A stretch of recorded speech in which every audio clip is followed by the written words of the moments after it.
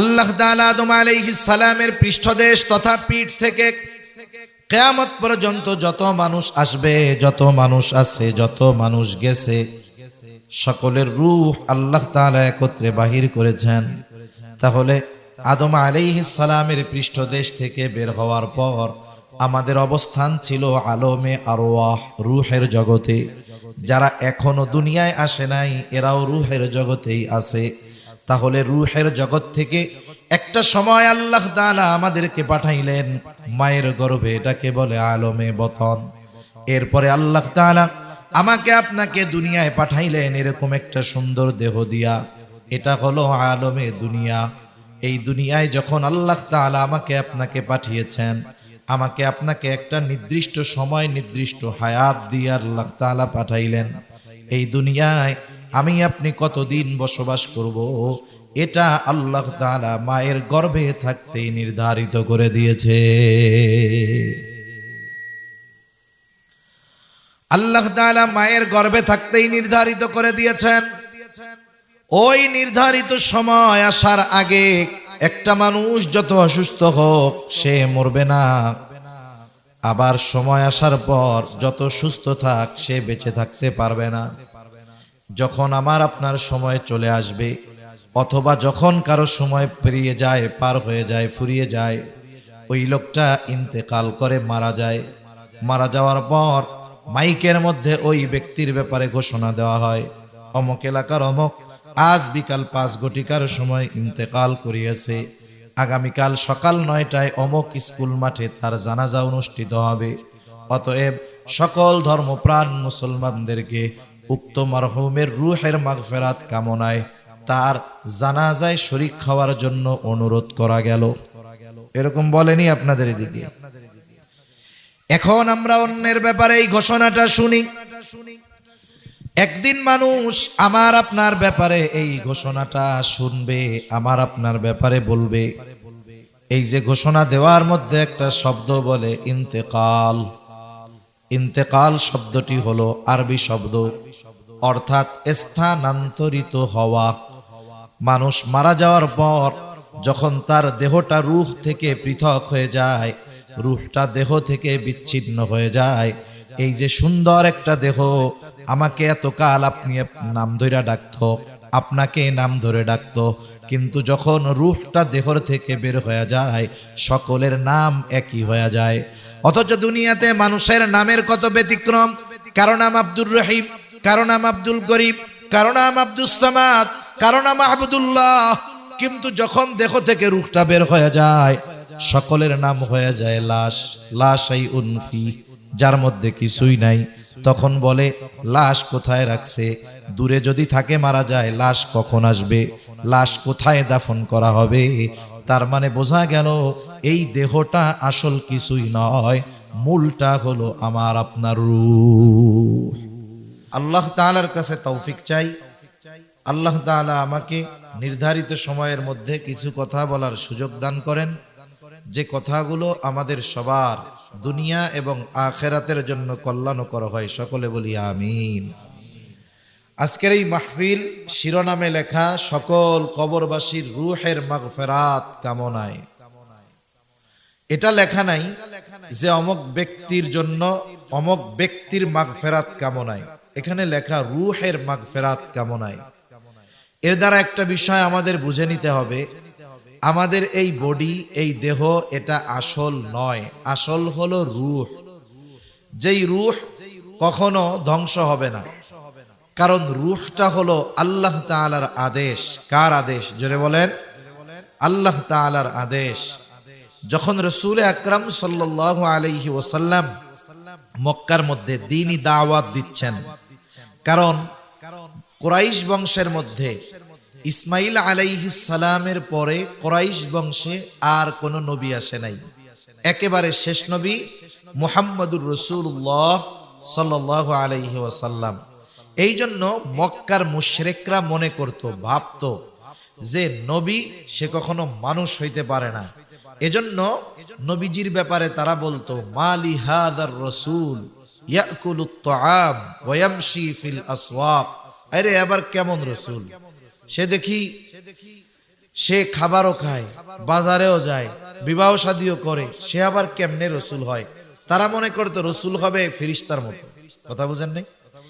এখন নবীজি সাল্লাল্লাহু আলাইহি ওয়াসাল্লাম এই কুরাইশ বংশ থেকে আল্লাহ তাআলা তাকে দুনিয়ায় পাঠালেন। উনি নিজেকে নবী রাসূল দাবি করলেন। চিন্তা করতেছে যে নবী এ তো মানুষ হইতে পারে না। আবার চিন্তা করতেছে মুহাম্মদ যেমন মানুষ, তার আখলাক যেমন, চরিত্র যেমন, ও তো মিথ্যা কথাও বলতে পারে না। কথা বুঝেন নাই? এখন মুহাম্মদ কি আসলে নবী কি নবী নয়, এ ব্যাপারটা তাদের বোঝার মতো অনেক যোগ্যতা ছিল তা না। তারা চিন্তা করলো যে আসলে নবী রাসূল কে হতে পারে। এই জিনিসটার সমাধান তারাই দিতে পারবে যাদের মধ্যে অনেক নবীর আগমন ঘটেছে। এরা কারা? বলে এরা আহলে কিতাব। আল্লাহ তাআলা বলেন, ওয়ালা তাকুলান্না লিশাইইন ইন্নী ফাইলুন যালিকা গাদা ইল্লা আইয়াশা আল্লাহ। মুসলমানদের প্রতিনিয়ত কথাবার্তার ক্ষেত্রে কিছু শব্দের ব্যবহারে অভ্যস্ত হওয়ার দরকার। এই যে কয়েকদিন আগে একজন, কি নাম জানি, তার নামই দিছে সকৃত নোমান নাকি, এ বলতেছে, আফসোস করতেছে, জিজ্ঞাসা করতেছে যে কেমন আছো? বলে আলহামদুলিল্লাহ। কোথায় যাবা? বা এটা করো? বলে ইনশাআল্লাহ। তারপরে কিছু বললে ধন্যবাদ না দিয়ে বলে জাযাকাল্লাহ। আমরা নাকি ভাষারে নষ্ট করে ফেলতেছি, নাউজুবিল্লাহ বলে। এই যে শব্দগুলো, এগুলোর সাথে মুসলমানদের প্রতি নিয়ত আচার আচরণ ব্যবহার, এই শব্দগুলোর সাথে মুসলমানদের সম্পর্ক থাকবে। মনে রাখতে হবে, কোন ধর্মের হয়তো ভাষা, কোন ভাষার হয়তো ধর্ম নাই, কিন্তু প্রত্যেকটা ধর্মের কিছু ধর্মীয় পরিভাষা আছে না নাই? আছে।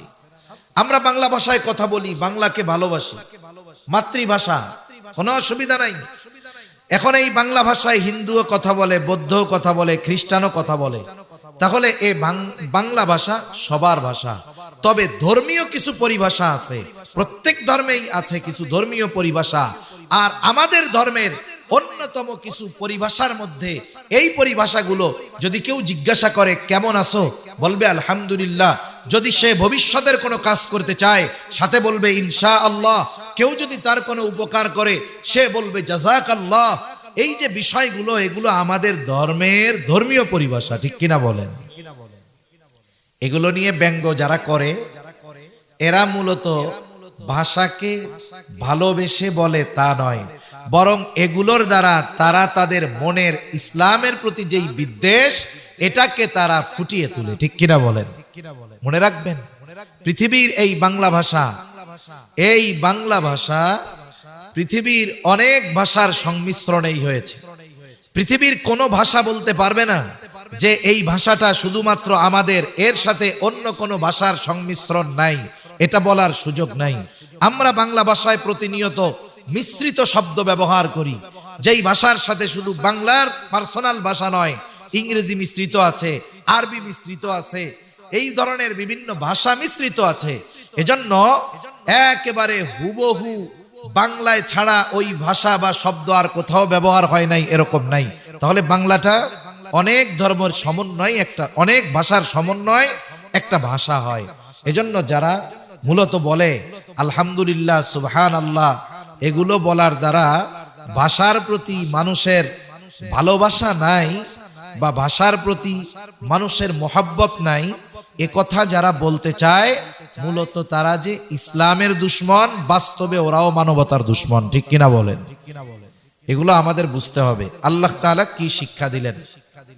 আল্লাহ তাআলা শিক্ষা দিলেন যে আপনি যখন কিছু বলবেন আগামীর জন্য, এরকমটা বলবেন না যে আমি এইটা আগামীকাল করব, আমি বলবো, এরকম বলবেন না।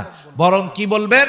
ইল্লা আইয়াশা আল্লাহ, ইনশাআল্লাহ আমি এটা করব, ইনশাআল্লাহ আমি এটা বলবো। তাহলে বলেন, এখন থেকে আমাদের জন্য শিক্ষা কি? বলে আগামীকাল আপনি ঢাকা যাবেন।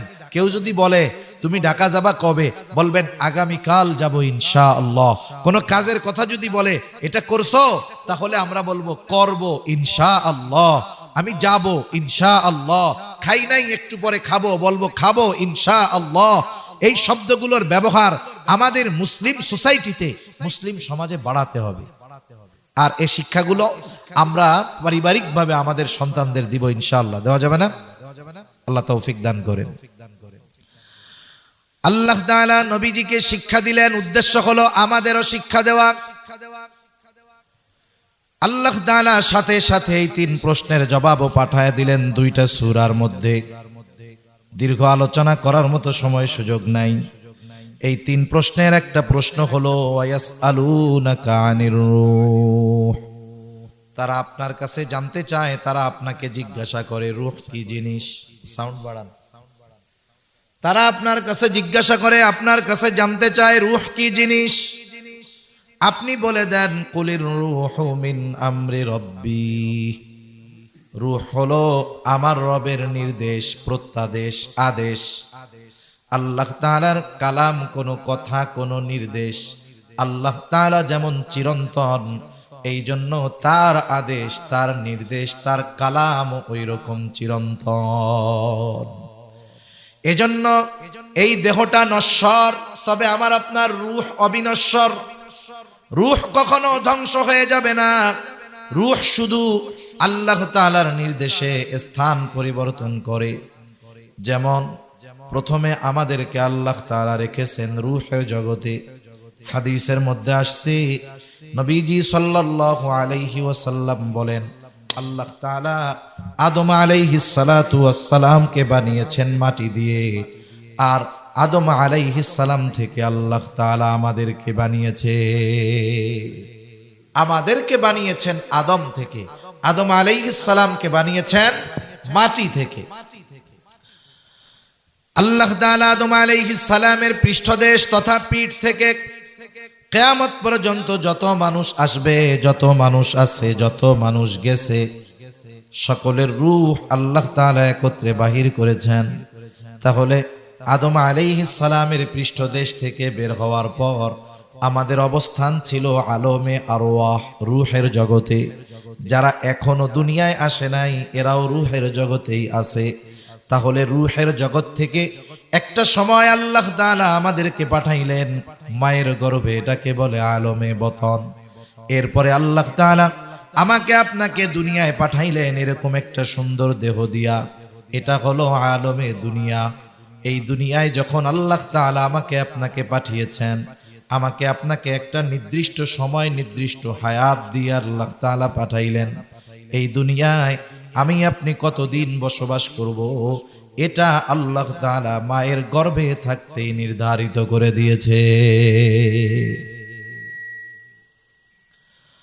আল্লাহ তাআলা মায়ের গর্ভে থাকতেই নির্ধারিত করে দিয়েছেন।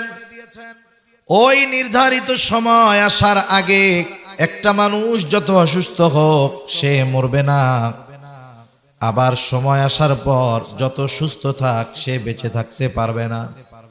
যখন আমার আপনার সময় চলে আসবে, অথবা যখন কারো সময় পেরিয়ে যায়, পার হয়ে যায়, ফুরিয়ে যায়, ওই লোকটা ইন্তেকাল করে, মারা যায়। মারা যাওয়ার পর মাইকের মধ্যে ওই ব্যক্তির ব্যাপারে ঘোষণা দেওয়া হয়, অমুক এলাকার অমুক আজ বিকাল 5 ঘটিকার সময় ইন্তেকাল করিয়েছে। আগামীকাল সকাল 9টায় অমুক স্কুল মাঠে তার জানাজা অনুষ্ঠিত হবে। অতএব সকল ধর্মপ্রাণ মুসলমানদেরকে উক্ত মারহুমের রূহের মাগফিরাত কামনায় তার জানাজায় শরীক হওয়ার জন্য অনুরোধ করা গেল। এরকম বলেনি আপনাদের এদিকে? এখন আমরা অন্যের ব্যাপারে এই ঘোষণাটা শুনি। একদিন মানুষ আমার আপনার ব্যাপারে এই ঘোষণাটা শুনবে, আমার আপনার ব্যাপারে বলবে। এই যে ঘোষণা দেওয়ার মধ্যে একটা শব্দ বলে ইন্তেকাল। ইন্তেকাল শব্দটি হলো আরবি শব্দ, অর্থাৎ স্থানান্তরিত হওয়া। মানুষ মারা যাওয়ার পর যখন তার দেহটা রূহ থেকে পৃথক হয়ে যায়, রূহটা দেহ থেকে বিচ্ছিন্ন হয়ে যায়, এই যে সুন্দর একটা দেহ, আমাকে এতকাল আপনি নাম ধরে ডাকতো, আপনাকে নাম ধরে ডাকতো, কিন্তু যখন রূহটা দেহর থেকে বের হয়ে যায় সকলের নাম একই হয়ে যায়। অথচ দুনিয়াতে মানুষের নামের কত ব্যতিক্রম। কারো নাম আব্দুর রহিম, কারো নাম আব্দুল গরিব, কারো নাম আব্দুস সামাদ, কারো নাম আবদুল্লাহ, কিন্তু যখন দেহ থেকে রূহটা বের হয়ে যায় সকলের নাম হয়ে যায় লাশ। লাশাই উনফি, যার মধ্যে কিছুই নাই। তখন বলে লাশ কোথায় রাখছে?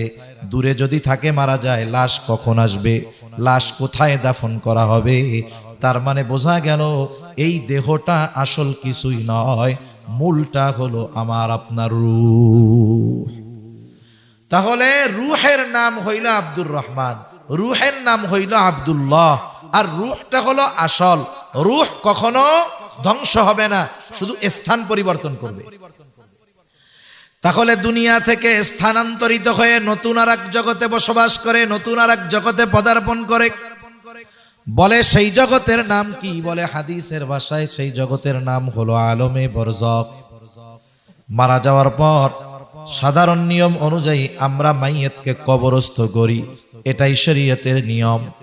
কিন্তু যদি এমন পরিস্থিতি কারো হয়, তাকে বাঘে খেয়ে ফেলছে, হিংস্র প্রাণীতে খেয়ে ফেলছে, আগুন দিয়া পোড়ায়া দিয়েছে, এক কথায় কবরস্থ করা হোক আর বাঘ সিংহ খেয়ে ফেলুক, একটা মানুষ ইন্তেকালের পরে সে স্থানান্তরিত হয়ে আলমে বরজখের বাসিন্দা হয়ে যায়। তাহলে আমাদের সকলকে এ দুনিয়া ছেড়ে যেতে হবে, নাকি আবে হায়াত কেউ পান করছে মরবে টরবে না? আছে নাকি কেউ? এক জায়গায় থাকার সুযোগ নাই, স্থানান্তরিত হওয়া লাগবে। এই যে কবরবাসীর রুহের মাগফিরাত কামনায় এই যে দোয়া মাহফিল, ওয়াজ মাহফিল, এই যে কবরে আমরা যাদেরকে শুয়ায় রাইখা আসছি, দেহটা তো পচে গলে হয়তো মিশে গেছে। আল্লাহ তাআলা চাইলে কারো দেহ ভালো রাখে, সেটা আল্লাহ তাআলা চাইলে সম্ভব।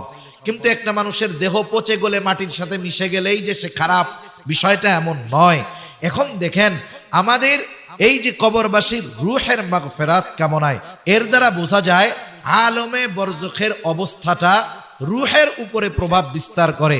দুনিয়ার জগতে কেউ যদি কষ্ট পায়, দেহ এবং রুহ উভয়ের কষ্ট হয়। শান্তি যদি কেউ পায়, দেহ রুহ উভয়টা পায়। কিন্তু আলমে বরজখে শাস্তিটা, কষ্টটা, শান্তিটা এটা রুহের উপরে হয়। এখন আসেন, এই আলমে বরজখে আমাদেরকে অবস্থান করতে হবে দীর্ঘকাল, তবে অনন্তকাল নয়। দীর্ঘকাল আমাদেরকে রুহের জগতে আলমে বরজখের মধ্যে অবস্থান করতে হবে। আলমে বরজখের দুইটা অবস্থা। একটা মানুষ ইন্তেকাল করে যখন আলমে আরওয়াহ রুহের জগৎ থেকে আলমে বাতন, আলমে বাতন থেকে আলমে দুনিয়া, আলমে দুনিয়া থেকে যখন স্থানান্তরিত হয়ে আলমে বরজখে পদার্পণ করে, এই আলমে দুনিয়ায় যদি সে ঈমান আনে, নেক কাজ করে, ভালো কাজ করে, তাহলে তার আলমে বরজখ শান্তির জায়গা হয়ে যায়। আমরা বলি না যে আল্লাহ তার কবরে জান্নাতের বাগান বানায় দিয়েন। আল্লাহ রাসূল সাল্লাল্লাহু আলাইহি ওয়াসাল্লাম বলেন, আমরা যাকে কবরস্থ করে আসলাম তার ওই আলমে বরজখে অবস্থা দুইটার থেকে একটা হয়। হয়তো তার কবরটা জান্নাতের বাগান হয়, নয়তো জাহান্নামের গর্ত হয়ে যায়। তার মানে সে আলমে বরজখে সুখময় স্বাচ্ছন্দ্যময় সময় অতিবাহিত করে, অথবা সে কষ্টে থাকে। এখন এই আনন্দ অথবা কষ্টের মাত্রাটা কতটুক? যার কবরটা জান্নাতের বাগান হয়, অর্থাৎ যার আলমে বরজখটা শান্তিদায়ক হয়, ও মনে করতে থাকে এটাই মনে হয় জান্নাত, কারণ এর চাইতে শান্তির আর আরামের আর কোনো কিছুই হতে পারে না। তখন ফেরেশতারা তাকে বলে, না না, এটাই তোমার সেই চূড়ান্ত বাসস্থান, জান্নাত নয়, বরং জান্নাতের নেয়ামতের তুলনায় এটা কোনো কিছুই না। আল্লাহ তাআলা তোমার জন্য জান্নাতের মধ্যে কল্পনাতীত নেয়ামত তৈরি করে রাখছে। বলে কখন আমারে এটা দিবে? বলে কিয়ামতের পরে তোমাকে তোমার ওই অনন্তকালের কল্পনাতীত নেয়ামত পূর্ণ জান্নাতে দিয়ে দেওয়া হবে। এখন ভালোই আছে, কিন্তু যখন এর চাইতে বেশি ভালোর খবর আসে, তখন এই ভালোর চাইতে বড় ভালোটা পাইতে মন চায় কি চায় না? দেরি সহ্য হইব নি? তখন কি বলবে? আল্লাহর কাছে দোয়া করবে এরা, যে আল্লাহ তাড়াতাড়ি কিয়ামত কায়েম করেন, যাতে করে আমি আমার আসল বাসস্থানে যাইতে পারি। আবার যার কবরটা জাহান্নামের গর্ত হবে, আলমে বরজখে যার কষ্ট হবে, ও মনে করবে এটাই মনে হয় জাহান্নাম, কারণ এর চাইতে কষ্টের আর কোনো কিছুই হতে পারে না। ফেরেশতারা তাকে জানাবে, না না, এটাই জাহান্নাম নয়, বরং জাহান্নামের তুলনায় তোমাকে যে শাস্তি দেওয়া হচ্ছে এটা কোনো কিছুই না। তোমার জন্য তো কল্পনাতীত শাস্তি আল্লাহ তাআলা প্রস্তুত করে রাখছে। শুধুমাত্র ওই শাস্তির খবরটা শুনে সে এত ভীত সন্ত্রস্ত হবে, সেও আল্লাহর কাছে ফরিয়াদ করবে, আল্লাহ কিয়ামত যেন কখনোই কায়েম না হয়। শাস্তিতে মনে করবে এটা মনে হয় জাহান্নাম, কিন্তু যখন আসল জাহান্নামের শাস্তির খবর শুনবে ও মনে করবে এইটাই ভালো, কিয়ামত আর হওয়ার দরকার নাই। এতটুকুর দ্বারা বোঝা যায় যে জান্নাত জাহান্নামের পরিস্থিতিটা কেমন হবে। এভাবে দীর্ঘকাল থাকতে হবে, সিংহায় ফুৎকারের মাধ্যমে অবস্থান শেষ হবে। আল্লাহ তাআলা বলেন, ওয়ানুফিখা ফিস-সূরি ফাসাইকা মান ফিস-সামাওয়াতি ওয়া মান ফিল আরদ ইল্লা মান শাআল্লাহ সুম্মা নুফিখা ফীহি উখরা ফাইযা হুম কিয়ামুন ইয়ানযুরুন। আল্লাহ তাআলা বলেন, সিংহায় ফুৎকার দেওয়া হবে। প্রথমবার সিংহায় ফুৎকার দেবার পর ফাসাইকা মান ফিস সামাওয়াতি ওয়া মান ফিল আরদ ইল্লা মান শাআল্লাহ। প্রথমবার সিংহায় ফুৎকার দেওয়ার পর আসমান জমিনের মাঝে যত প্রাণী আছে, যত প্রাণ আছে, আল্লাহ তাআলা যেগুলো চান সেগুলো ছাড়া সব প্রাণী, সব প্রাণ, সব মানুষ অজ্ঞান হয়ে যাবে। মুফাসসিরিনে কেরাম বলেন, প্রথমে অজ্ঞান হবে, এরপরে সবার মৃত্যু ঘটবে। এই মৃত্যুর মাধ্যমে এই দুনিয়ায় অবস্থিত সর্বশেষ মানুষটাও ইন্তেকাল করবে তথা আলমে বরজখের বাসিন্দা হবে। আল্লাহ তাআলা বলেন, এরপরে আবার আরেকটা সিংহায় ফুৎকার দেওয়া হবে। তবে প্রথমবার সিংহায় ফুৎকারের কত পরে দ্বিতীয়বার সিংহায় ফুৎকার দেওয়া হবে। হাদিসের আলোকে মুফাসসিরিনে কেরাম বলেন, প্রথম সিংহায় ফুৎকারের মাধ্যমে সর্বশেষ মানুষটা তো আলমে বরজখের বাসিন্দা হয়ে গেল। আল্লাহ তাআলার নির্দেশে ইসরাফিল আলাইহিস সালাম দ্বিতীয়বার যেই সিংহায় ফুৎকার দিবেন, এর ব্যবধানটা হবে কমপক্ষে 40,000 বছর। কত বছর? 40,000 বছর। তার মানে যেই লোকটা এই পৃথিবী থেকে সর্বশেষ মারা যাবে, ইন্তেকাল করবে, সেও কমপক্ষে 40,000 বছর আলমে বরজখে থাকবে। সুবহানাল্লাহ।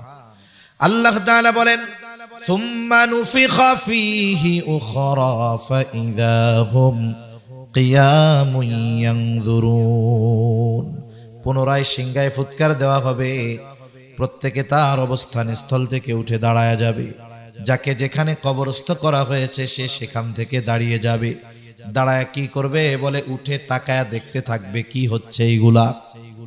শুধু তাই না, আল্লাহ তাআলা সূরা ইয়াসিনের মধ্যে বলেন, ওয়ানুফিখা ফিস-সূরি ফাইযা হুম মিনাল আজদাসি ইলা রাব্বিহিম ইয়ানসিলুন।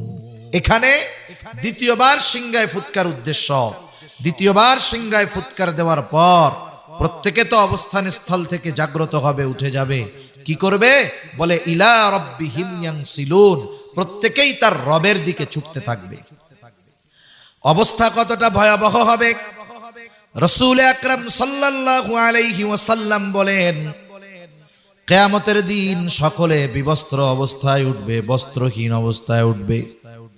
আয়েশা সিদ্দিকা রাদিয়াল্লাহু তাআলা আনহা জিজ্ঞাসা করলেন, ইয়া রাসূলুল্লাহ, মানুষেরা বস্ত্র অবস্থায় উঠবে, বিবস্ত্র অবস্থায় উঠবে, একজন কি আর একজনের দিকে তাকাবে না? মানুষেরা কি লজ্জা পাবে না? নবীজি বলেন, আয়েশা, মানুষ ওই দিন এতটা ভীত চিন্তিত থাকবে যে একজন আর একজনের দিকে তাকানোর বিষয়টা চিন্তাও করবে না। এতটা ভীত থাকবে শুধু অবস্থা দেখে। এতটা ভীত তারা হাসরের ময়দানে ওঠার পরে হবে যে যার কবরে আযাব ছিল তথা আলমে বরজখে যে মনে করতেছিল ওইটা জাহান্নাম, সে এই অবস্থা দেখে তার আগের কষ্টের অবস্থা সে মুহূর্তের মধ্যে ভুলে যাবে। কি বলবে? ক্বালু ইয়া ওয়াইলানা মান বা'আসানা মিন মারকাদিনা, তারা বলবে হায় দুর্ভোগ, কে আমাদেরকে আমাদের অবস্থান স্থল থেকে জাগায়া দিল? মান বা'আসানা, কে জাগায়া দিল? বলে জাগায়া দেয় কাকে? বলে যে ঘুমায়া থাকে তাকে। তার মানে ওরা মনে করবে আলমে বরজখ তথা কবর জগতে ওরা মনে হয় ঘুমায়া কাটাইছে। তারা বলবে কে আমাদেরকে আমাদের ঘুম থেকে জাগায়া দিল? মান বা'আসানা মিন মারকাদিনা, কে আমাদেরকে আমাদের অবস্থান স্থল থেকে উঠায়া দিল? মুমিনরা অথবা ফেরেশতারা জবাবে বলবে হাযা মা ওয়া'আদার রহমানু ওয়া সাদাকাল মুরসালুন। মুমিনরা অথবা ফেরেশতারা তাদের এই কথার জবাবে বলবে হাযা মা ওয়া'আদার রহমান, এটা হলো রহমানের সেই প্রতিশ্রুত দিবস, যেই দিবসের ওয়াদা তিনি দিয়েছেন। শুধু তাই না, সব রাসূলগণ এই দিবসের সত্যায়ন করেছে। সুবহানাল্লাহ বলেন। কিয়ামত যে হবে আল্লাহ তো জানাইছেন, ওয়াদা দিছেন, আর রাসূলগণ নবীগণ উম্মতদেরকে বলছেন যে দেখো দুনিয়ায় যাই করতেছো করো, কিয়ামতের দিন কিন্তু আল্লাহর সামনে তোমার দুনিয়ার কর্মের হিসাব দেওয়া লাগবে। দুনিয়ায় তুমি অপরাধ করো, তোমার পাওয়ার আছে, কেউ তোমারে কিছু বলে না, তুমি অপরাধ করেছো, দুনিয়ার আইনের ফাঁক ফকর দিয়া বের হয়ে গেছো, মনে কইরো না বাইচা গেছো, কিয়ামতের দিন কিন্তু আল্লাহ ধরবে। এই সত্যায়ন সব নবী রাসূলগণ করেছেন, কোন সন্দেহ আছে? এটা হলো সেই দিবস। ওই দিবসের এক নাম হলো ইয়াউমুল হাসার। বলে কেন? বলে ওই দিন সব মানুষকে একত্রিত করা হবে। ওই দিবসের নাম প্রতিদান দিবস, ইয়াউমুল জাযা। বলে কেন? ওই দিন মানুষকে তার দুনিয়ার কর্মের পূর্ণ প্রতিদান দেওয়া হবে। দুনিয়াতে মানুষ ভালো কাজ করুক আর মন্দ কাজ করুক, দুনিয়াতে যারা ভালো কাজ করে তাদের ভালো কাজের পূর্ণ প্রতিদান আল্লাহ তাআলা দুনিয়াতে দেন না। আবার যারা মন্দ কাজ করে, পাপাচারে লিপ্ত, জুলুম করে, জালেম, এর এই অপরাধের শাস্তিও আল্লাহ তাআলা দুনিয়ায় দেন না। কখন দিবে? আল্লাহ তাআলা বলেন ওয়া ইন্নামা তুওয়াফাউনা উজুরাকুম ইয়াউমাল কিয়ামাহ। আল্লাহ তাআলা জানায় দেন কিয়ামতের দিন প্রত্যেকটা মানুষকে তার দুনিয়ার কর্মের পূর্ণ প্রতিদান দেওয়া হবে। এজন্য অনেক সময় আমরা দুনিয়ায় হতাশ হয়ে যাই যে একটা মানুষ খালি খারাপ কাজ করে, ওর কোনো বিপদ আপদ নাই। আছে না এরকম? কতজন আছে এত গুনাহ করে, পাপ করে, এটার জ্বরও হয় না। আবার কয় আল্লাহ দেখছো কেমন ফেরাউনের ফেরাউন, এর এত বয়স একটু অসুস্থ হয় না, সর্দি কাশি হয় না।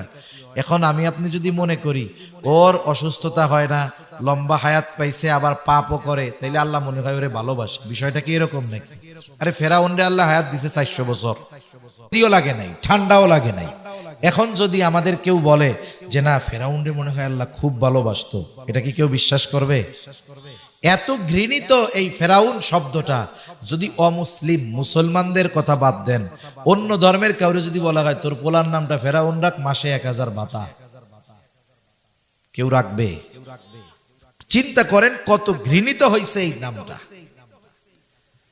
সেজন্য দুনিয়াতে যখন কোন জালেম জুলুম করে আমরা অনেক সময় হতাশ হয়ে যাই, চিন্তা করতেছি এত পাপ করে, এত অপরাধ করে, মানুষেরটা মাইরা খায়, আরে আল্লাহ কি ওরে চোখে দেখে না? বলে হ্যাঁ দেখে, তবে সুযোগ দেয় কেন? বলে ও যত পাপ করতে পারবে ওরে তত কঠোর শাস্তি দেওয়া যাবে। ঠিক কিনা বলেন? আল্লাহ তো জুলুম করবেন না। আল্লাহ তাআলা যার কর্ম যেমন তার প্রতিদান তেমন দিবেন। ওর কর্ম যত খারাপ হবে ওর শাস্তি তত কঠোর হবে। ঠিক কিনা বলেন? যেমন একজন যদি বিল্ডিং এর 1 তলা থেকে পড়ে মাটির উপরে, ওর আশা করা যায় কিচ্ছু হবে না, কিন্তু 10 তলা থেকে যদি পড়ে কোন তো কি হবে? শেষ হয়ে যাবে না? ওরে খুঁজে পাওয়া যাবে না। তো তাহলে সুযোগ দিলেই, উপরে উঠতে দিলেই যে আল্লাহ তাআলা ভালোবাসে তা না।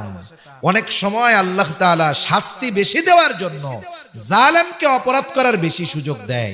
আবার অনেক সময় আমরা ভালো কাজ করি, যারা ভালো কাজ করে চিন্তা করে এত ভালো কাম করি, আল্লাহ তাআলা কোনো প্রতিদান দেয় না। আরে আল্লাহ দুনিয়ায় একটু কম দেয় কেন? বলে আখিরাতে বেশি দেওয়ার জন্য। সুবহানাল্লাহ বলেন। এখন মানুষের অবস্থা কি হবে জানেননি? কিয়ামতের ময়দানে তো ও দেখবে যে আমি এই ভালো কাজের জন্য এই প্রতিদান পাইছি। দুনিয়ায় একটু দেওয়া হয়েছে, দুনিয়ায় না দিলে আরো বেশি দেওয়া হইতো, তখন আল্লাহর কাছে বলবে, আল্লাহ দুনিয়ায় এই ভালো কাজের প্রতিদান যা দিছিলেন ওইটা না দিয়ে সব আখেরাতে দিলেই ভালো হইতো। কিন্তু দুনিয়ায় ঠিকই আফসোস করতেছি যে আমরা ভালো কাজ করি, গুনার থেকে বাঁচি, হারাম থেকে বাঁচি, অথচ আমার কষ্ট যায় না রে, আমার দুঃখ যায় না রে। এই যে আফসোস করি, এটা আফসোস করার কোনো কিছু নাই। আপনি ভালো কাজ করতেছেন, আপনার নিয়তের পরিশুদ্ধতা আছে, আপনি আপনার অবস্থাটা জানেন, এই ভালো কাজ আল্লাহর জন্য করতেছেন। দুনিয়ায় হয়তো আল্লাহ দিবেন না, কিন্তু আখিরাতে আল্লাহ তাআলা কল্পনাতীত আমাকে আপনাকে দিবে ইনশাআল্লাহ, ঠিক কিনা? সেজন্য আল্লাহ তাআলা বলেন এই দিবস হলো ইয়াউমুল জাযা, প্রতিদান দিবস। এই দিবসের এক নাম হলো ইয়াউমুল হাসর, এই দিন সকলকে একত্রিত করা হবে, বিচার দিবস। আল্লাহ সুবহানাহু ওয়া তাআলা ওই দিনের বিচারক, একচ্ছত্র আধিপত্য ওই দিন হবে আল্লাহ তাআলার। এই কথা আল্লাহ তাআলা সূরা ফাতিহার শুরুতেই বলেন, মালিকি ইয়াউমিদ্দিন। আল্লাহ তাআলা হলেন বিচার দিবসের মালিক, ওই দিনের একচ্ছত্র আধিপত্য তার। ওই দিন আল্লাহ তাআলা ন্যায় বিচার করবেন। আল্লাহ তাআলা প্রত্যেকটা মানুষকে তার অবস্থা জানায় দিবেন। প্রত্যেকটা মানুষ তার নিজের অবস্থা এমন ভাবে জানতে পারবে যে ও বুঝতে পারবে যে তার অবস্থান কোথায় হবে, তার শাস্তি কেমন হবে। কিয়ামতের ময়দানে কয়েকটা মুহূর্ত হবে সবচাইতে বেশি কঠিন এবং চিন্তার। যেই মুহূর্তগুলোয়, যেই সময়গুলোয় একেবারে হাসরের ময়দান পুরো পিন পতন নীরব হয়ে যাবে, একেবারে নীরব, নিস্তব্ধ, কোনো আওয়াজ নেই। এর মধ্যে একটা সময় হলো যখন মানুষকে আমল নামা দেওয়ার ঘোষণা দেওয়া হবে, যে দুনিয়ায় কি আমল করছে এই আমলের খবরগুলো আমাকে আপনাকে সুন্দর মতো জানানোর খবর দেওয়া হবে, ফাইল দেওয়ার ঘোষণা হবে। সব মানুষ চুপ, সকলের তখন চিন্তা, হায় রে আমল নামা ডান হাতে পাই না বাম হাতে পাই, বাম হাতে ডান হাতে যদি পায় সে তো সফল, বাম হাতে যদি পায় তাহলে সব শেষ। এজন্য সবাই টেনশনে থাকবে। আমল নামাগুলো ছেড়ে দেওয়া হবে, যার আমল নামা যথাযথভাবে তার কাছে গিয়েই পৌঁছাবে এমনটা হবে না, নামা আরেকজনের কাছে যাবে এমনটা হবে না। আল্লাহ তাআলা আমল নামাগুলো ছেড়ে দিবে। আমল নামা কেউ ডান হাতে পাবে, কেউ বা বাম হাতে পাবে। ডান হাতে যারা আমল নামা পাবে তারা তো সফল, তারা এতটা আনন্দিত হবে, কি করবে তারা?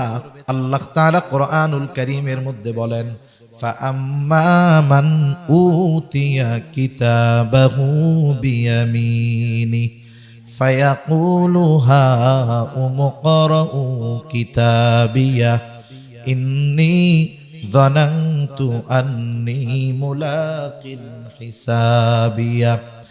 আল্লাহ রাব্বুল আলামিন বলেন, ডান হাতে যারা আমলনামা পাবে আনন্দে তারা অন্যান্য মানুষদেরকে বলতে থাকবে, ফায়াকুলু হাউমুকরাউ কিতাবিয়া, এই তো আমার কিতাব, এই তো আমার আমলনামা, তোমরা পড়ো আমার আমলনামা। আনন্দে আরেকজনকে পড়তে বলবে। আমরা ছোটবেলায় যখন প্রাইমারি স্কুলে পড়ছি আমাদের মনে আছে, এখন তো এই স্কুলগুলা থেকে কে কোন বিষয়ে কত পাইলো শুধু সেইটা জানায় দেওয়া হয়। আমাদের সময় খাতা দিয়ে দেওয়া হইতো, খাতা দিয়ে বলতো দেখ কি লেখছস, এরপরে বলতো আগামীকাল তোর আব্বার কাছ থেকে তোর মার কাছ থেকে সিগনেচার আইনা জমা দিবি। তার মানে খাতাটা আব্বা আম্মাকে দেখাইছে এর প্রমাণ হিসাবে। এইবার বলেন তো, যেই ছেলেটা অঙ্ক অথবা ইংরেজি ধরেন অঙ্কের মধ্যে 100তে 95 পাইছে অথবা 100তে 100 পেয়ে গেছে, বলেন তো সে খুশি না বেজার? খুশিতে অন্যান্যদেরকে দেখায়, তার খাতা নিয়ে কাড়াকাড়ি লেগেছে, কি লেখছস?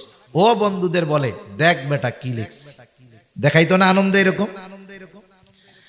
ডান হাতে যারা আমলনামা পাবে তারাও এরকম আনন্দে দেখাবে। সাথে সাথে ডান হাতে আমলনামা পাবার কারণ হিসাবে বলবে, ইন্নী যানানতু আন্নী মুলাকিন হিসাবিয়া, যে আমি এই ব্যাপারে দৃঢ় ধারণা রাখতাম, দৃঢ় বিশ্বাস রাখতাম, এই ব্যাপারে আমার ঈমান ছিল, বিশ্বাস ছিল যে আমাকে আমার দুনিয়ার কর্মের হিসাবের মুখোমুখি আল্লাহর সামনে হওয়া লাগবে। আমাকে আমার হিসাবের মুখোমুখি হতে হবে। কার সামনে? বলে আল্লাহর সামনে। কোন কর্মের? দুনিয়ার কর্মের।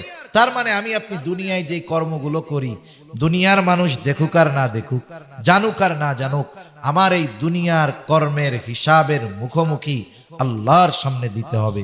একটা জিনিস চিন্তা করেন, আমাদের দেশে পুলিশ প্রশাসন অপরাধ ঠেকানোর লোকের অভাব নাই, অভাব আছে নাকি এই দেশে?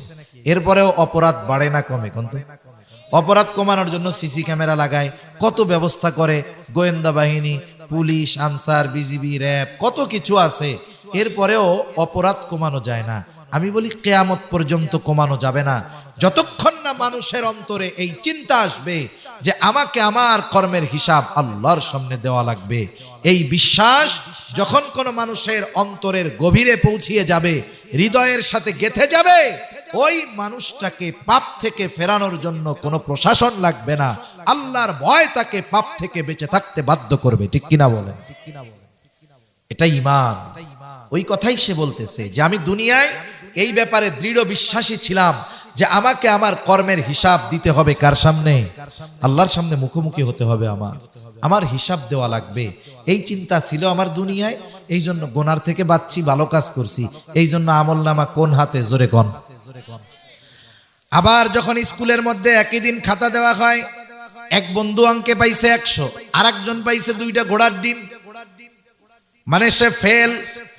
অঙ্কে ফেল যাওয়া সহজ, কারণ প্লাস মাইনাস ভুল গেলেই অঙ্ক ভুল। ঠিক কিনা কন? অনেকে একেবারে 2টা শূন্য পাইতো। এখন বলেন তো, ওই খাতা যখন তার হাতে আসতো, দেখতো তার পাশের বন্ধু পাইছে 100-তে 100, আর ও পাইছে 100-তে 2টা ঘোড়ার ডিম। ও কি খুশি হইয়া অন্যদের দেখাইতো নাকি যে দেখ কি লেখছি, তোরা তো বেটা 100 পাইছস, আমি 2টা ঘোড়ার ডিম পাইছি? দেখাইতো? লজ্জায় মাথা নিচের দিকে দিয়া কি কইতো, আল্লাহ রে, গতকাল যদি হুজুরের স্যারের বাড়ি আগুন ধরে পুড়ে যাইতো রে, তাহলে খাতা হতো পুড়ে যাইতো, এই লজ্জা আর পাইতাম না, কি যে হইল। এই বাম হাতে যারা আমলনামা পাবে তারা আফসোস করবে সেই দিন। কি বলবে? আল্লাহ তাআলা বলেন, ওয়া আম্মা মান উতিয়া কিতাবাহু বিশিমালি ফায়াকুলু ইয়া লাইতানি লাম উতা কিতাবিয়া ওয়া লাম আদরি মা হিসাবিয়া ইয়া লাইতাহা কানাতিল কাদিয়া মা আগনা আন্নি মালিয়া। আফসোস করবে আর বলবে, লাম উতা কিতাবিয়া, হায়রে আমি যদি এই কিতাব না পাইতাম কতই না ভালো হইতো। ওয়ালাম আদরি মা হিসাবিয়া, আমি যদি আমার এই হিসাবটা না জানতাম কতই না ভালো হইতো। ইয়া লাইতাহা কানাতিল কাদিয়া, আফসোস করবে আর বলবে, আহারে ওই যে দুনিয়ার থেকে প্রথম যেই মৃত্যুটা আমার হয়েছিল, ওটাই যদি আমার জন্য চূড়ান্ত হইতো কতই না ভালো হইতো। মা আগনা আন্নি মালিয়া, হায়রে দুনিয়া এত সম্পদ ছিল, এত ক্ষমতা ছিল, এত পাওয়ার ছিল, কোনো কিছু আজকে আমার কাজে আসলো না। এজন্য যারা দুনিয়া একটু পাওয়ার পেয়ে অপরাধে লিপ্ত হয়, কিয়ামতের দিন আফসোস করবে এই ক্ষমতার জন্য, এই পাওয়ারের জন্য। মানুষ দুনিয়ায় পাওয়ারের জন্য, ক্ষমতার জন্য সব করে, মানুষ মেরে ফেলে পাওয়ারের জন্য। যেই পাওয়ার ক্ষমতার জন্য, ক্ষমতা পেয়ে মানুষ অন্যায় করে, অপরাধ করে, জুলুম করে, ওই মানুষগুলো এই ক্ষমতার জন্য পরকালে আফসোস করবে, কোনো কাজে আসলো না, সম্পদ কাজে আসলো না, আমার মাল কাজে আসলো না, আমার ক্ষমতা, আমার রাজত্ব আমারে শেষ করে দিল। আমি যদি এগুলোর পিছনে না দৌড়াইতাম তাইলে আজকে আমার এই পরিণতি হইতো না। ঠিক কিনা বলেন? এজন্য দুনিয়াতে আল্লাহ তাআলা যাদেরকে ক্ষমতা দিয়েছে তাদের উচিত এই ক্ষমতাকে ভালো কাজে ব্যয় করা। কিন্তু আফসোসের ব্যাপার হইল, যেই ক্ষমতা পায় এর অবস্থা অন্যরকম, ও তার নিচে যারা আছে তাদের উপরে জুলুম করবে কেমনে এই চিন্তা করে। ঠিক কিনা কন? এজন্য আফসোস করার আগে এগুলো কাজে লাগাইতে হবে। এখন ডান হাতে যে আমলনামা পাইল সে জান্নাতি, বাম হাতে যে আমলনামা পাবে তাকে সামনাসামনি দেওয়া হবে না, একেবারে হাতটাকে বুক চিরে পেছন দিকে নিয়ে বাম হাতে আমলনামা দেওয়া হবে। আমলনামা বাম হাতে পাইয়াই সে আফসোস করতে থাকবে। যখন সবার হাতে সবার আমলনামা পৌঁছায় গেছে, আল্লাহ তাআলা ঘোষণা করবেন, ইকরা কিতাবাক কাফা বিনাফসিকাল ইয়াউমা আলাইকা হাসিবা। আল্লাহ তাআলা বলবেন, তুমি পড়ো তোমার কিতাব, তুমি পড়ো তোমার আমলনামা, তোমার হিসাবের জন্য তুমি নিজেই যথেষ্ট। সুবহানাল্লাহ বলেন। হায়রে, পৃথিবীতে হাজারো ভাষা আছে। কেউ যদি কিয়ামতের দিন আমলনামা দেয়, আমলনামা যেই ভাষাই লেখা হোক, তাকে আমলনামা পড়বার যোগ্যতা দিবেন কে? আরো জোরে বলেন কে? আরে প্রযুক্তির কারণে এগুলো বোঝা সহজ, প্রযুক্তির কারণে বোঝা সহজ। দেখেন এখনের প্রযুক্তি কি জানেননি? আপনারে চায়না থেকে একজন ফোন দিছে। চায়না যে ভাষা, এই ভাষা এটা বলা তো বহুদূর, ওইটার শব্দ বাক্য তো বহুদূর, ওর অক্ষরই তো আমরা চিনি না, ঠিক কিনা বলেন? এখন চায়না একজন ফোন দিয়ে আপনারে চেঁচু করতেছে। কি করতেছে?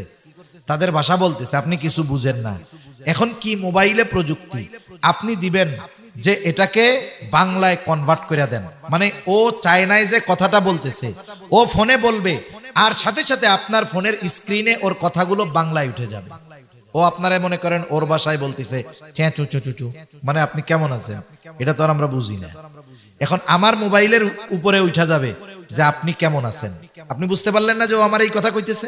এখন আপনি জবাব দিবেন, হ্যাঁ আমি ভালো আছি।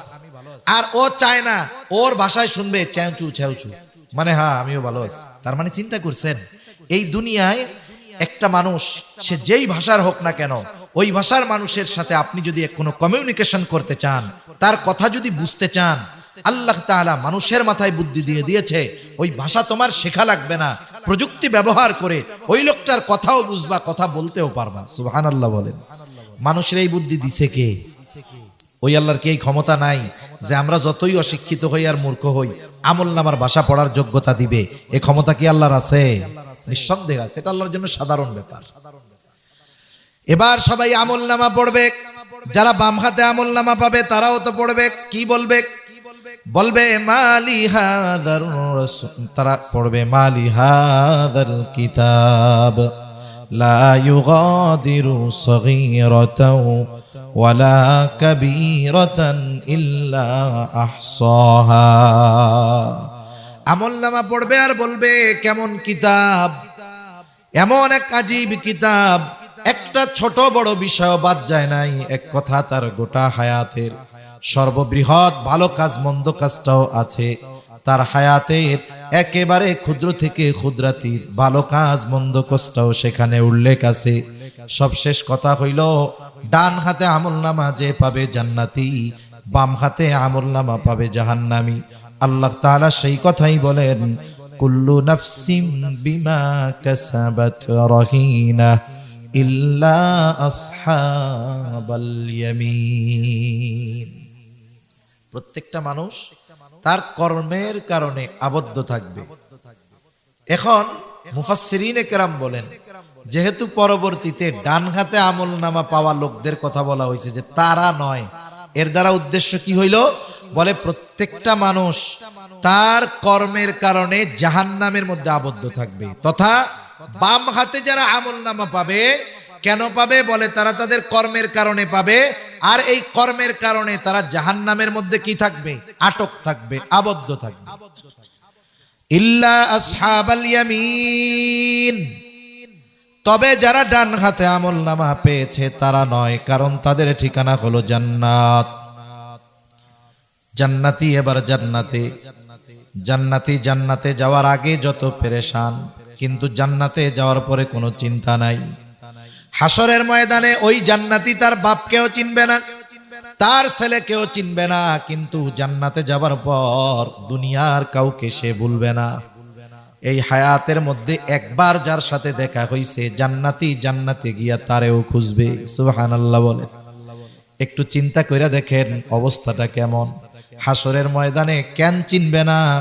কারণ আল্লাহ তাআলা জানায় দেন, ওই দিন প্রত্যেকটা মানুষ নিজের চিন্তায় এত চিন্তিত থাকবে যে মা পর্যন্ত তার গর্ভধারণকারী সন্তানকে, গর্ভধারণ যেই সন্তানকে করেছে ওই মা সেই সন্তানকেও সেদিন পরিচয় দিবে না।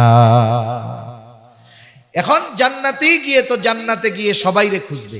এখন বলেন, জান্নাতি জান্নাতে গিয়ে সব পরিচিত মানুষকে খুঁজবে ঠিক, কিন্তু জান্নাতে গিয়ে কি পরিচিত মানুষ সব পাবে? এখন বলবে আল্লাহ এরা কই?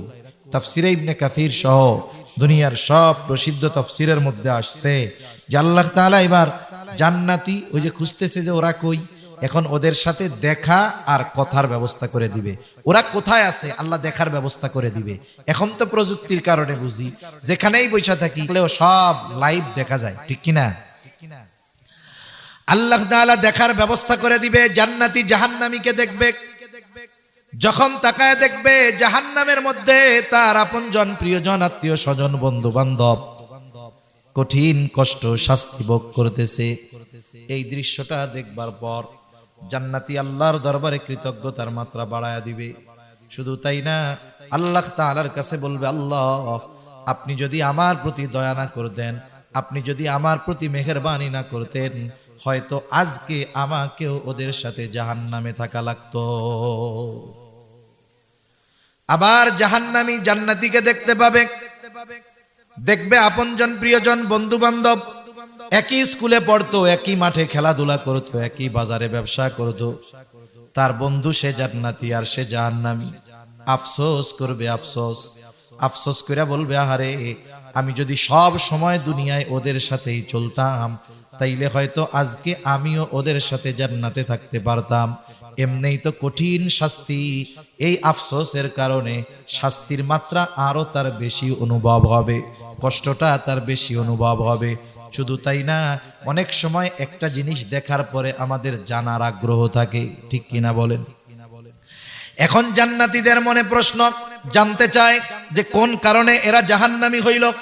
আল্লাহ তাআলা সেই কথাই বলেন, জান্নাতীরা পরস্পর পরস্পরকে জিজ্ঞাসা করবে, তারা পরস্পর মুজরিমদের কাছে জানতে চাইবে, ফি জান্নাতিন ইয়াতাসাআলুনা আনিল মুজরিমিন।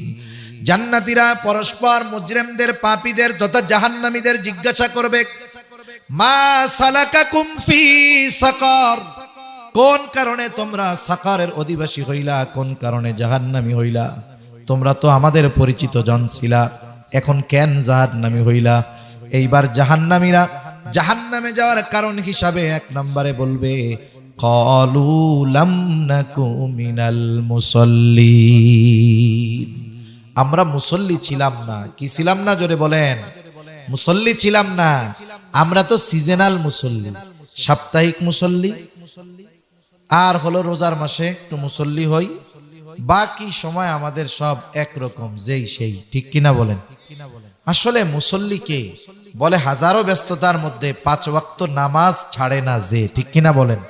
অনেকে নামাজ পড়ে না, কাজকর্মের দোহাই দিয়ে নামাজ পড়ে না, ব্যবসায়ী নামাজ পড়ার টাইম পায় না। রমজান উপলক্ষে এমন ব্যবসা যে নামাজ পড়ারই টাইম পাইতেছে না, ব্যবসা করে রমজান উপলক্ষে, নামাজ পড়ার টাইম পায় না। সিএনজি চালায়, এত ব্যস্ততা, যাত্রীর চাপ, নামাজ পড়তে পারতেছি না। কৃষি কাজ করে, বলে জমিনে এত কাজ, নামাজ পড়ার টাইম পাই না। এখন বলেন তো, এই যে দোকানদার দোকানদারি করে, সিএনজিওয়ালা সিএনজি চালায়, কৃষক কৃষি কাজ করে, কেন করে? শখের ঠেলায় করে না, পেট বাঁচানোর লেগে করে, ঠিক কিনা বলেন? জীবন উপকরণের জন্য করে। এখন জীবন উপকরণ এটা বাংলা শব্দ, আরবি শব্দ রিজক। তাহলে মূল কথা আসে, মানুষ রিজক অন্বেষণে, রিজক উপার্জনের জন্য নামাজ পড়ার টাইম পায় না। কথাটা এরকম হইছে না? তাই ব্যবসায়ী ব্যবসা করে কেন? বলে রিজিকের লেগা। নামাজ পড়ে না কেন? ব্যবসার ব্যস্ততায়। তাহলে বোঝা গেল ব্যবসা বা উপার্জনের ব্যস্ততায় নামাজ পড়তে পারে না, রিজিক উপার্জন করতে গিয়ে নামাজ পড়তে পারে না। একটু বুঝে থাকলে জবাব দেন তো জবান খুলে, রিজিকের মালিক কে? আরো জোরে বলেন, কে? আল্লাহ। মানুষ ওই রিজিকের মালিকের ফর্মুলা বাদ দিয়া যদি রিজিক তালাশ করে, হয়তো পরিশ্রমের কারণে কিছু পাবে, তবে ওর মধ্যে কোনো বরকত থাকবে না। কেউ যদি বরকতময় প্রশস্ত রিজিক চায়, আমরা আল্লাহর কাছে মাঝে মধ্যে দোয়া করি এরকম, আল্লাহুম্মা রযুকনা রিজকান ওয়াসিআ, আয় আল্লাহ আপনি আমাদেরকে প্রশস্ত রিজিক দেন, বরকতময় রিজিক দেন। কেউ যদি প্রশস্ত বরকতময় রিজিক চায়, তাহলে রাজ্জাকের ফর্মুলা অনুসরণ করতে হবে। রাজ্জাক রিজিক পাওয়ার পদ্ধতিগুলো জানায় দিতে গিয়ে অন্যতম একটা পদ্ধতির কথা আল্লাহ তাআলা বলেন, কি কাজ করলে রিজিক পাওয়া যায়? আল্লাহ তাআলা বলেন, তুমি মুসল্লি হও, তোমার ঘরের মানুষগুলারে মুসল্লি বানায় ফেলো। তুমি নামাজি হও, ঘরের মানুষগুলারে নামাজি বানাও। আল্লাহ তাআলা বলেন, ওয়া'মুর আহলাকা বিস-সালাতি ওয়াসতাবির আলাইহা লা নাসআলুকা রিজকা। আল্লাহ তাআলা বলেন, তুমি তোমার অধীনস্থদেরকে নামাজের আদেশ দাও, তুমিও নামাজের উপরে অটল থাকো। তুমি নামাজি, ঘরের মানুষ নামাজি, কি হবে রে বান্দা? আল্লাহ তাআলা বলেন, আমি তোমার কাছে রিজিক চাই না। লা নাসআলুকা রিজকা, আমি আল্লাহ তো তোমার কাছে রিজিক চাই না। তুমি নামাজি হয়ে যাও। ঘরের মানুষ যদি নামাজি হয়ে যায়, আল্লাহ তাআলার ওয়াদা, আল্লাহ তাআলা বলেন, নাহনু নারযুকুকা, এই নামাজি হওয়ার কারণে আমি আল্লাহ তোমাদের রিজিক দিয়া দিব। বরকতময় রিজিক নামাজ পড়লে দিবে কে? শোনেন, আপনারা কুমিল্লার মানুষ, এই কুমিল্লার মানুষ প্রবাসে সবচেয়ে বেশি থাকে। একটা অনুসন্ধান দেখলাম, প্রায় রেমিটেন্সের 18 ভাগ, রেমিটেন্সের 15 থেকে 18 ভাগ আসে কুমিল্লার মানুষের মাধ্যমে। দেখা যাবে প্রায় ঘরের মধ্যেই প্রবাসী আছে না এরকম? এই যে অবদান আপনাদের, এইরকম অনেক মানুষ আমাদের কাছে ফোন দেয়, ফোন দিয়ে কয়, হুজুর একটু দোয়া করেন, মেসেজে দোয়া করেন। কি হয়েছে, কি জন্য দোয়া? বলে, হুজুর বরকত নাই, সম্পদ টম্পদ টিকে না। কেন টিকে না? নামাজ কালাম পড়ো? বলে, হ্যাঁ হুজুর পড়ি, কোনো বদ নেশা নাই। কারণ বিদেশে যারা থাকে এদের 3 ধরনের নেশা বেশি থাকে। কয় ধরনের? একটা হলো নারীর নেশা, একটা হলো মদের নেশা, আর একটা জুয়ার নেশা। এই 3টা যেই প্রবাসীরে ধরবে, মনে করেন যে এই 3 রোগে যেই প্রবাসী আক্রান্ত হবে, ওরে বিদেশ থেকে আনার সময় দেশের থেকে জমি বেচা টাকা পাঠানো লাগবে। ঠিক কিনা কর? এই 3 রোগে ধরলেও শেষ। আমি বলে যে, না হুজুর, আমি এসব কোনো কিছুর মধ্যে নাই, বিড়ি সিগারেটও খাই না। তাহলে কি হয়েছে, নামাজ কালাম পড়ো? বলে, হ্যাঁ নামাজ কালাম পড়ি হুজুর, সব ঠিক আছে। তাহলে এত উপার্জন করো, লাখ টাকা উপার্জন করো, টিকে না কেন? তুমি নামাজ কালাম পড়ো, বাড়ির অবস্থা কি? তখন কই, হুজুর এইটাই সমস্যা, এর লেগেই দোয়া করেন হুজুর। বউটা নামাজ পড়ে না হুজুর, পর্দা করতে বলি হুজুর করে না, মেয়েটাও কথা শুনে না, মার মতো হইছে। আমি কই, তুমি তো ফুটা কলসে পানি ঢালতেছো। তোমার ঘরের মানুষ নামাজি নয়, তোমার অধীনস্থ মানুষজন নামাজি নয়। তুমি উপার্জন করবা অনেক বেশি, কিন্তু এর মধ্যে আল্লাহ বরকত দিবে না। ঠিক কিনা বলেন? অথচ দেখেন তো, আপনাদের মসজিদের ইমামের বেতন দেন কত? বাস্তবতা হলো, একজন কৃষক, একজন রিকশাওয়ালা, একজন ইজি বাইকওয়ালা যা উপার্জন করে, তার চাইতে ইমামের বেতন অনেক কম। ঠিক কিনা কর? এটা বাস্তব কথা, সত্য কথা। বরং ইমাম সাহেব যদি কয় যে রোজার মাস আসছে, সোলার কেজি 130 টাকা, 2000 টাকা বেতন বাড়ান, 2 মাস ধরে মিটিং করবে, বেতন বাড়বে 500। কত মিটিং করা লাগে? অথচ টাকা কিন্তু একা দিবে না কমিটি, টাকা সবাই মিলে দিবে। ইমামের বেতন বাড়ানোর ক্ষেত্রে এত কার্পণ্যতা কেন? আপনারা বাড়ান না, তাদের কষ্ট হয় ঠিক, কিন্তু কোন সময় মানুষের কাছে সে মুখাপেক্ষী হয় না, মানুষের কাছে যায় না। এই অল্প উপার্জনে চলে কেমনে? বলে, আপনি কোন ইমামের ঘরে বেনামাজি ওয়াইফ পাবেন না। ইমামের স্ত্রী নামাজি, ইমামের ঘরে মা বাবা থাকলে সেও নামাজি, সন্তানগুলাও নামাজি। ওই যে ইমামের ঘরে যেহেতু সবাই নামাজ পড়ে, ছোট 2 বছরের বাচ্চা থাকলেও মা বাপরে দেখা দেখা সেজদা দেয়। ইমাম সাহেব নিজে আবার নামাজি, উপার্জন যদিও কম, ঘরের মানুষ আর নিজে নামাজি হওয়ার কারণে অল্প উপার্জন দিয়ে আল্লাহ সুবহানাহু ওয়া তাআলা সম্মানের সাথে তার জীবন চালায় দেয়। যদিও কষ্ট হয়, কিন্তু অসম্মানের সাথে তার জীবন চলে না, সম্মানের সাথে জীবন অতিবাহিত হয়ে যায়। ঠিক কিনা বলেন? আপনি এই বেতনটা আপনার এলাকার একজন মানুষ, যার ফ্যামিলিতে তার সমান মানুষ, মানে ওই ইমাম সাহেবের যে কয়জন পরিবারের লোক, আর একজন সাধারণ মানুষ বেনামাজি, তার পরিবারে ওই কয়জন লোক, তাকে দিবেন, ও মাস শেষে কবে, এটা আমার বিড়ির টাকাও হয় নাই। কথা ভুল কইছি? পান বিড়ির টাকাও হবে না। অথচ আল্লাহ চালান, যদিও তাদের কষ্ট হয়, কিন্তু আল্লাহ তাআলা বরকত দেন বিধায় চলা সম্ভব। নাইলে কসম করলে ভুল হবে না, ওই বেতনে ইমামের ফ্যামিলি চলা অসম্ভব ছিল। ঠিক কিনা বলেন? আল্লাহ তাআলা কয়েকভাবে বরকত দেয়। আল্লাহ তাআলা সরাসরি পরিমাণের মধ্যেও কখনো বরকত দেয়, আবার কখনো আল্লাহ তাআলা অল্প ব্যয়ে বড় জিনিস দান করে। যেমন একটা উদাহরণ দেই, আলোচনা বেশি লম্বা আর করব না, শেষ সময়। এখন মালের মধ্যে সরাসরি বরকত হয় কেমনে? এর জন্য সহজ যেই উদাহরণ, নবীজি সাল্লাল্লাহু আলাইহি ওয়াসাল্লাম খন্দক, নবীজির পেটে পাথর বাঁধা। এক সাহাবী দেখছে নবীজির পেটে পাথর, সহ্য হয় নাই, দৌড় দিয়া বাড়ি চলে গেছে। স্ত্রীকে বলে ঘরে কি আছে রে? বলে ছোট্ট একটা ছাগলের বাচ্চা আছে, আর আটা আছে কিছু। কয়জনের হবে? বলে 5-7 জনের বা সর্বোচ্চ 10 জনের হবে। আচ্ছা তুমি এটা পাকাও। আর নবীজির পেটে পাথর দেখে আসছি। ঘরে মহিলা রুটির খামিরা বানাইতেছে, গোল গোল করে বানাচ্ছে, আর গোস্ত রান্না করে রাখছে। নবীজির কাছে গিয়া বলতেছে, ইয়া রাসূলুল্লাহ, আপনার পেটে পাথর বাঁধা, আমি একটু খাবারের ব্যবস্থা করেছি, আপনি সহ 5-7 জন 10 জন গেলে হয়। খাবার কয়জনের? সর্বোচ্চ। নবীজি বলতেছে সবাই চলো। 1000-এর উপরে সাহাবায়ে কেরাম, 1000-এর উপরে। এখন চিন্তা করতেছে, সাহাবী চিন্তা করতেছে, অবস্থা তো খারাপ, 10 জনের খাবার এত জনরে কেমনে খাওয়াবে? দৌড়ায় চলে গেছে বাড়ি। বলে অবস্থা তো এই। এখন বলতেছে তুমি কি সবাইরে আসতে বলছো? বলে না, আমি তো নবীকে বলছি যে 10 জনের হবে সর্বোচ্চ, আপনি আর কয়েকজন আসেন।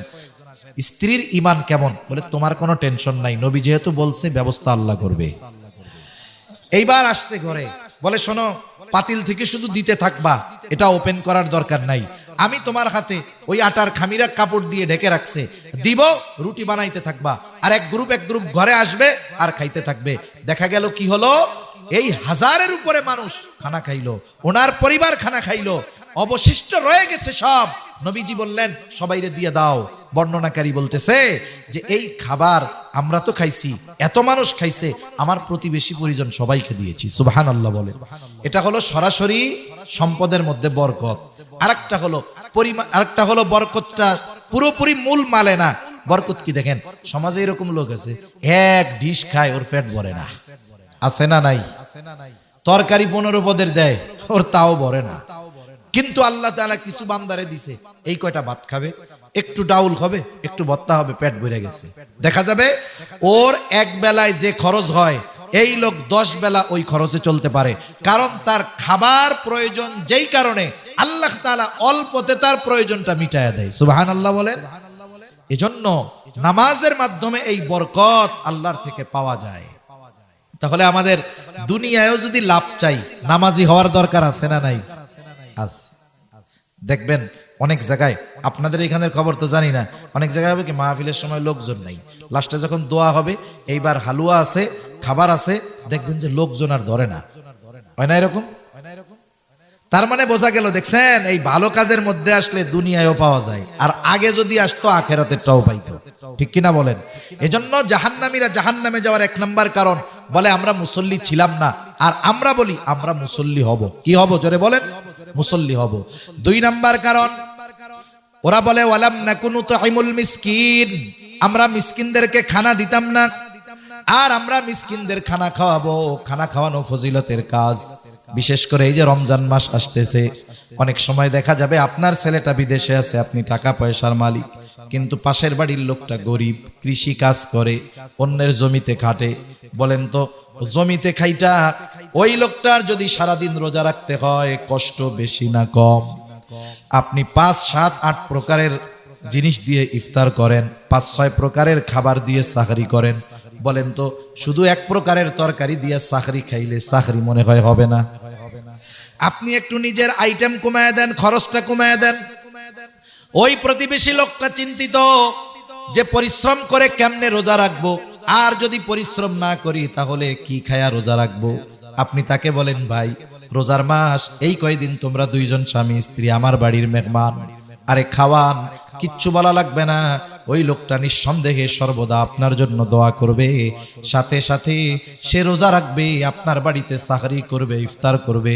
এই যে করাইলেন, আপনি আমি রোজা রাখলাম, কবুল হবে কি হবে না আল্লাহ জানে, কিন্তু যাকে ইফতার করাইলেন, সাহরি খাওয়াইলেন, ওই রোজার দ্বারার যে সওয়াব পাবে, ওই রোজাদারের সমপরিমাণ সওয়াব আল্লাহ আমাকে আপনাকে দিয়ে দিবে। এজন্য আমরা আমাদের প্রতিবেশীর দিকে একটু নজর রাখবো, বিশেষ করে রোজার মাসে রাখবো তো ইনশাআল্লাহ। আপনার কারণে যদি একজনের ইবাদতটা সহজ হয়, আসান হয়, প্রতিদান পাবো না এটা হতেই পারে না। 3 নাম্বার, ওয়া কুন্না নাখুদু মাআল খাইদিন, অনর্থক অহেতুক মজলিসে যারা লিপ্ত থাকতো, আমরাও তাদের সাথে গিয়া বসতাম। চায়ের দোকানগুলো হলো অনর্থক মজলিসের এক আখড়া। ঠিক কিনা বলেন? এজন্য এই সব মজলিস থেকে বাঁচতে হবে। 2 ধরনের মজলিস ছাড়া বাকি সব মজলিস বিপদের। এক ধরনের, বলে যেই মজলিসের মধ্যে দুনিয়াবি কল্যাণ আছে, দুনিয়ার উপকার আছে, দুই নাম্বার ওই মজলিস যেই মজলিসের মধ্যে আখিরাতের উপকার আছে। এই দুই ধরনের মজলিস ছাড়া যেখানেই বসবেন দেখবেন ওই মজলিস একসময় কথায় কথায় কথায় গোনার দিক চলে গেছে, ঠিক কিনা বলেন? অনেক সময় রোজার দিনেও আমরা দেখি আমাদের মা বোনরাও এগুলা করে বসে, 3-4 জন বসে, রান্না বান্না তো কিছু নাই রোজার মাসে, দুপুরে রান্না বান্না করা লাগে না, এখন ওই পাড়ার এই বাবিটা বিয়াসে এক জায়গায় বসে, এবার গল্প করতে করতে আস্তে গীবত শুরু হয়ে যায়। অমুকের মাই ভালো না রে, অমুক যে রোজা রাখে, কি রোজা যে রাখে, এরকম গল্প শুরু হয় কি হয় না? পুরুষের মধ্যেও হয়, নারীদের মধ্যেও হয়। এই যে আপনি রোজা করতেছেন, নবীজি বলেন কিছু লোকের রোজা হয় না খেয়ে থাকার নামান্তর, মানে না খাইয়াই শুধু থাকে, কিন্তু রোজার যেই ফজিলতের কথা আল্লাহ ঘোষণা করেছেন এই ফজিলত থেকে এই ধরনের মানুষ বঞ্চিত হয়।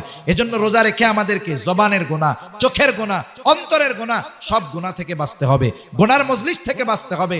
আমরা আমাদের ইমাম সাহেবদেরকে এরকম বলবো, হুজুর আপনি এই রোজার মাস আমাদের একটু কোরআন শিক্ষার ব্যবস্থা করেন, মাসলা মাসাইল শিক্ষার ব্যবস্থা করেন, সময়গুলো দ্বীনি কাজে ব্যয় করার চেষ্টা করবো তো ইনশাআল্লাহ। নাইলে কি হবে? রোজার ফরজ আদায় হবে কিন্তু ফজিলত লাভ হবে না।